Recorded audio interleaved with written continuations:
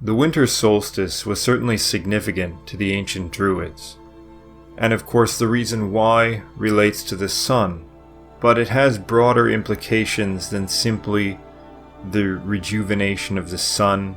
It also relates to the energy of the sun and how it relates to the life cycle of the earth.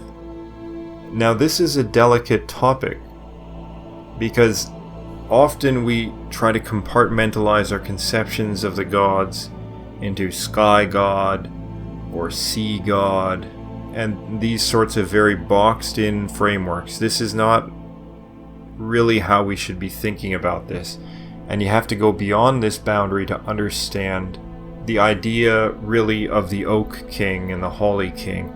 Now ultimately this is a modern myth, but if you Google it, you will find that most people talking about the winter solstice in Celtic pagan circles will talk about this Oak King versus Holly King myth. And as I said, it's not found in any of the original sources, but I do think that there is some truth to it, and that it hints at something that is sort of suggested or prodded at in some of the original sources. And so even though it's original, I think it's perhaps an evolution of thinking that expresses some true characteristic. Now, surviving myth tells us that Cuchulainn was born sometime in the winter, probably around the solstice. Conchobar was specifically born on the solstice. Both of these figures are variously associated with Lug, and Lug is certainly associated with the solar element in certain ways.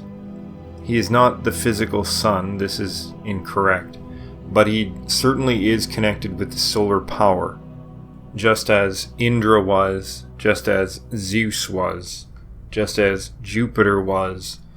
Most major deities are connected to the sun in a certain way, some more than others.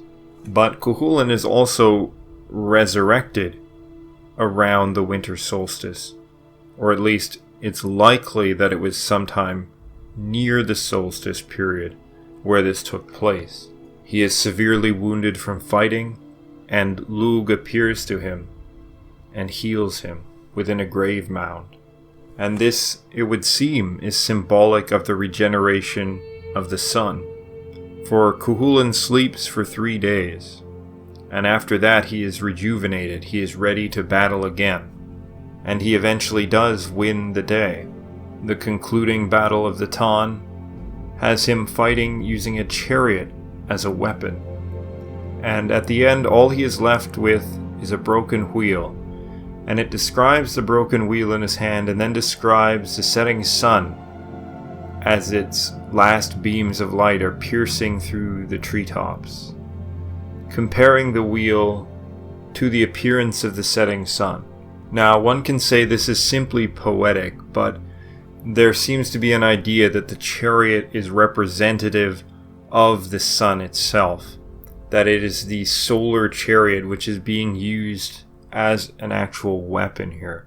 And we can find this story actually contained within the Rig Veda, where Indra is sometimes said to have stolen the chariot wheel of the sun and either used it in combat himself or gave it to another famous warrior to use. We also see in the Tann that Cuchulainn is confronted by someone who throws holly spears at him, and ultimately he flees the battle, and he comes up with an excuse of why he flees, that he was simply playing a game trying to catch birds, and he was hopping along the tops of the holly spears.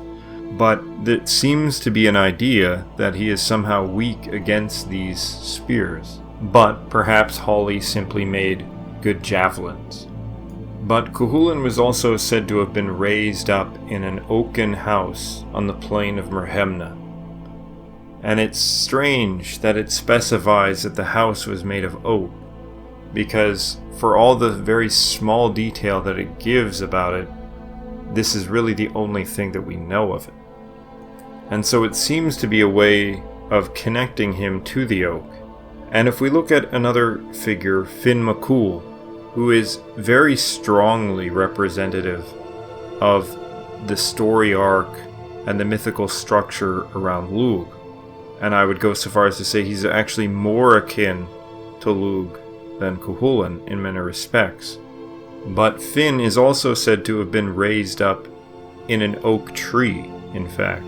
Some versions of the story have him being actually placed into an oak tree after a hole is cut in it with an axe, almost as if a lightning bolt struck the tree and placed him within the tree. The story of the birth of Say has him born as a tiny little thing, and he is placed within a chest. Now, it doesn't say whether the chest was oaken or not. Nevertheless, he is placed into a wooden container, and it's important also to recognize that Gwydion, the man who raises him up, his name actually means of the wood. Now, what, you might say, does any of this have to do with the winter solstice?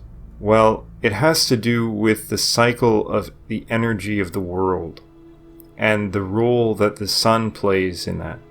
Now, invariably, these gods that are called the Oak King, in sort of the modern conception, are not solar deities, but they are connected with the sun in an important way, and this is why it might be correct to think of them as being reborn on this day, even though they are not themselves the physical manifestation of the sun. They're usually thought of as sky deities, sometimes even storm deities. But all of them have a strange connection to the oak tree. You can look at Mars in archaic Roman religion, who is tied to the oak tree, and also the annual cycle, strongly connected with farming, agriculture, and so on. You can look at, of course, Zeus. You can look at Jupiter. You can look at Percunus. All of these figures are connected to the oak tree. And it's even thought by some scholars that the name Percunus actually does not originate from the word for lightning, but originates from the word for oak. And so these gods were in fact gods of the oak tree. They were not originally perhaps even sky deities, although they're connected with the act of lightning because the oak tree seems to be connected with the lightning. And so there's always this intimate connection there.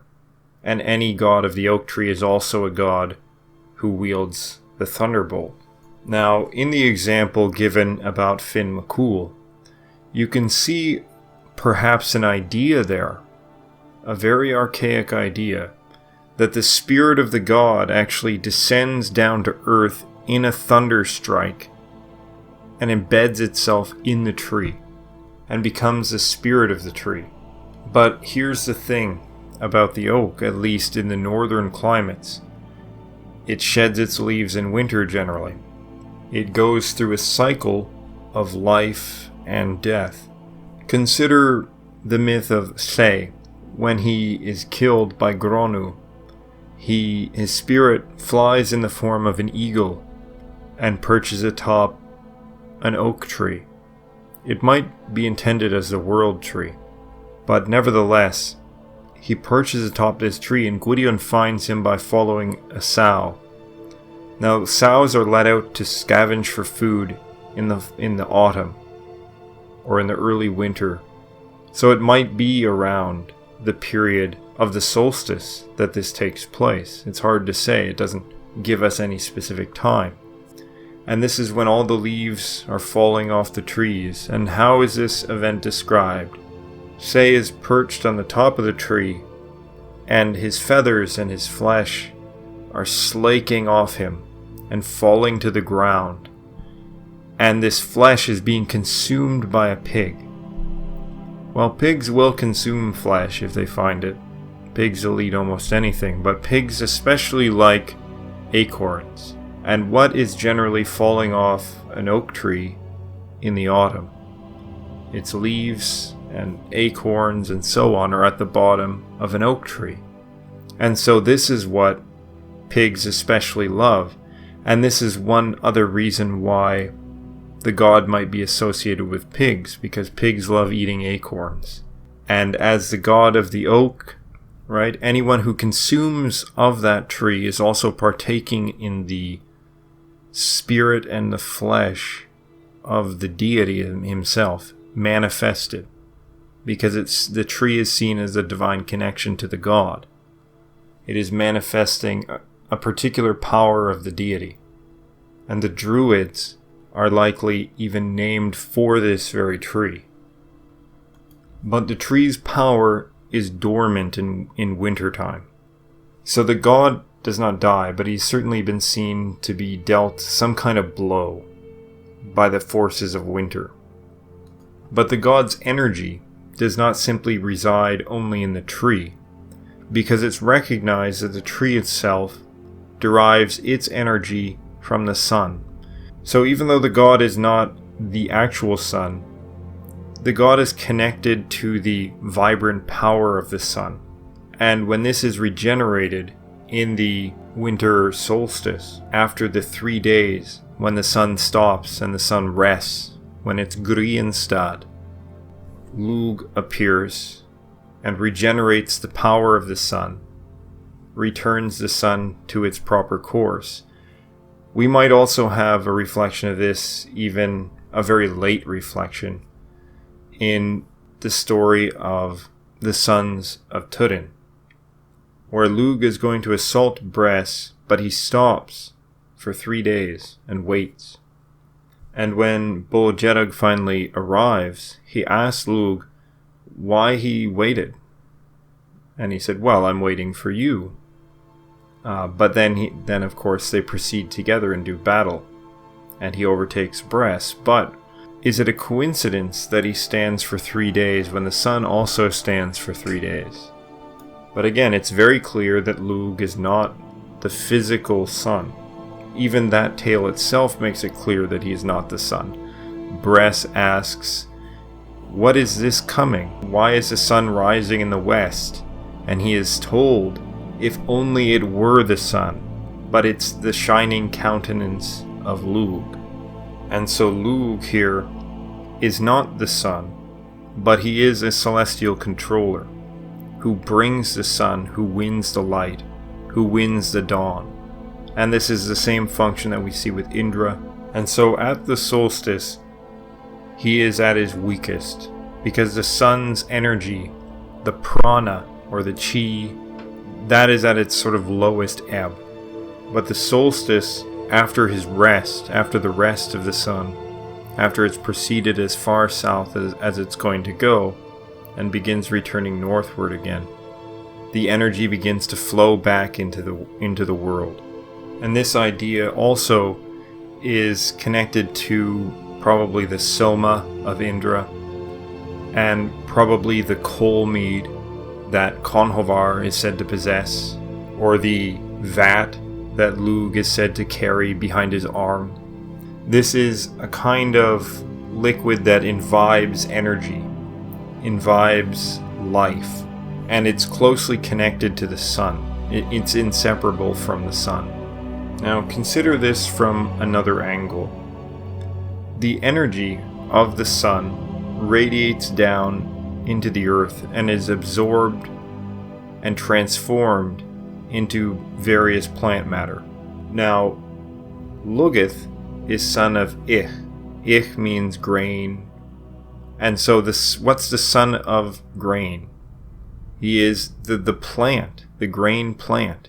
Why is it in folk tradition Cian and Lug are working for Balor as farmers? Why is Lug connected with defending the trees, or in Welsh myth, enlivening the trees together with Gwydion to do battle? Why does he tell Balor specifically that tree fruit, grains, and milk are his possessions, and that Balor cannot steal from him? In what way are they his possessions? Because as the governor of this prana, this energy that flows from the sun, This ultimately gives rise to all of the plant life in the world. And for the ancient peoples, the most important in Northern Europe, the most important plant was the oak tree. The oak tree largely provided sustenance through the winter. People used to eat the acorns. The acorns were able to be stored over winter, and people could survive off them when game and other resources were very scarce. It would be ground into a paste or into a powder that could be made into breads and other things, or they could simply be roasted. Oak bark and the shells of the acorns were used to make tannin for leather, and thus to make shoes. Why is Lug one of the 3 golden shoemakers? There's nothing specifically about his character that screams at you that he is a cobbler, but his connection to the oak tree and this whole process certainly seems to indicate that he would be connected with leather production. And the most important use for leather, especially early on, was the soles of shoes. Unlike a lot of badly made, movies focusing on ancient times, people didn't usually go around wearing, clothing all made of leather. But certainly it was advantageous to have leather shoes. In various local myths, Lug was said to have buried or suppressed a local goddess beneath oak trees in order to secure a bountiful harvest. And in a medieval Irish text regarding the significance of the constellations, it talks about how the sun is weak when it enters into September. And this is because it says that the sun has feasted on the produce of the land. In other words, it's talking about the germination of all the crops. That this is symbolic also of the sun's power that has entered the plants and has then reached fruition and is now entering its decline, because all its energy has been already put into all the life on the earth, and it's already germinated, it's already developed to its fullest extent, and now it's rotting away. And so the process that's happening on earth with the plants is directly related, but not in a one-way scenario as we think of it now, but in a dialectical relationship, so that one is affecting the other. And so why is the oak seen as the king? And why does it embody the king of the gods other than its connection with the lightning strike? And it has to do with its utility to early peoples, especially in Northern Europe, where it was a great source of sustenance. And even ancient Greek myth associated with Dodona talks about this, and they ask, why is this tree sacred to Zeus? And they theorize, in fact correctly, that it was because it was a great source of food. They don't say it's because the lightning hits it, they don't say anything about its stately nature. They link it back to the production of acorn, and how the god could provide for the people throughout the winter months. Now, myths around these gods generally seem to go in a particular way. And when they're born, there's an attempt to kill them. And there's normally some sort of falling into water that happens. It happens with Indra. His own mother rejects him. She doesn't want to carry him in her womb, and she rejects him, and then he is born out from the waters, at least according to one hymn, which seems somewhat reminiscent of how Faye's mother rejects him and casts him away. But nevertheless, they quickly mature, they grow exceptionally quickly, and they manifest an immense and dynamic power. that is not constrained to any particular thing. For instance, you can say, well, Zeus is the wielder of the thunderbolt, Indra is the wielder of the thunderbolt, this is what provides his power. But in fact, in the actual story, they don't even begin with the thunderbolt, right? They gain the thunderbolt, which is forged by another god or given to them by another god. So they don't begin with this. We see with Zeus and we see with Lug that they are forced into hiding, that they go into the underground. With Lug, he goes into fosterage with Taltu, the earth goddess. With Zeus, it's very much the same thing. He goes into the earth with an earth goddess. He lives in a cave until he has grown to maturity. And so they enter into the earth, a strange thing if we consider that this god is supposed to be a physical manifestation of the sky. This is clearly not substantiated by the myths.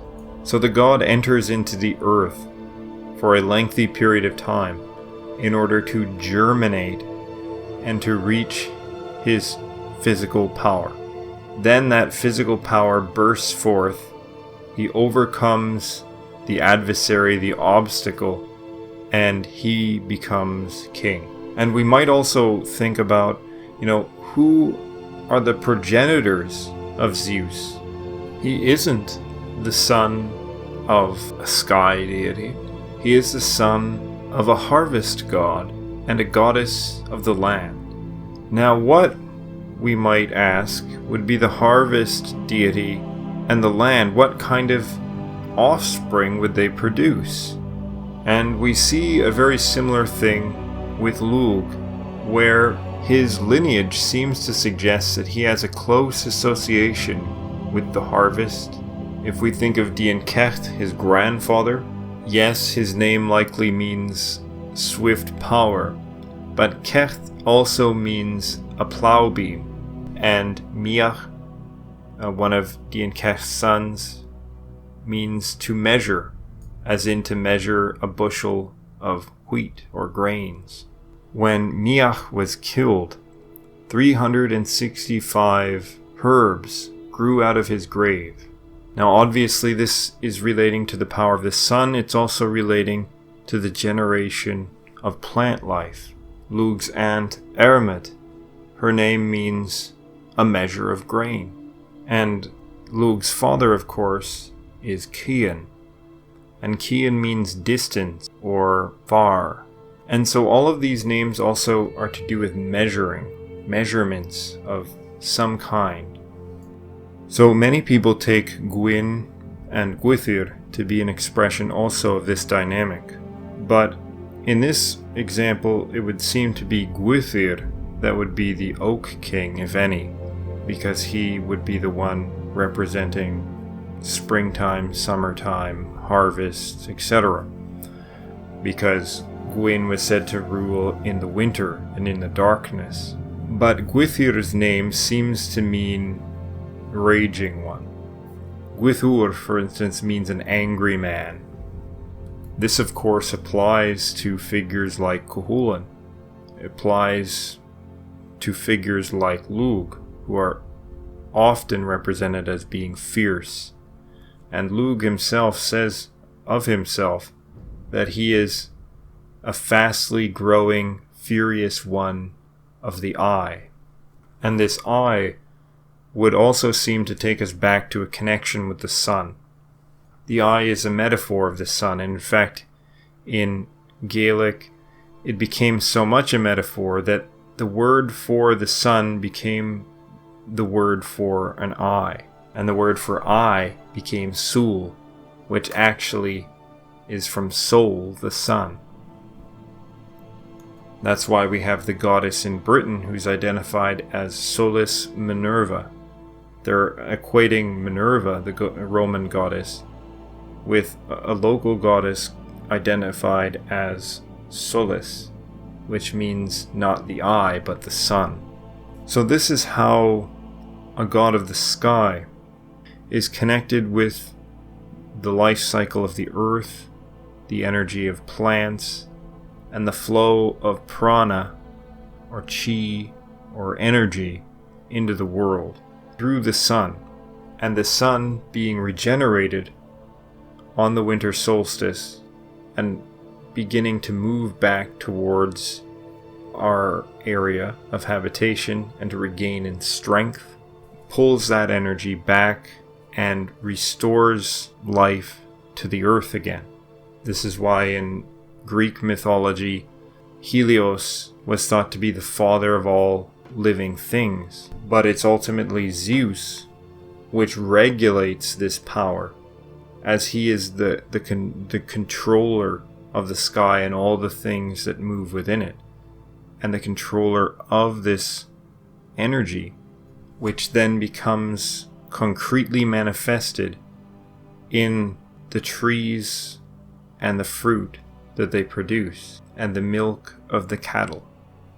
Anyhow, I hope you found this interesting. If you did, please like, subscribe, check out our Patreon page for unique content. Tapale versanesh jack agus, Marigoni, Shas go hard.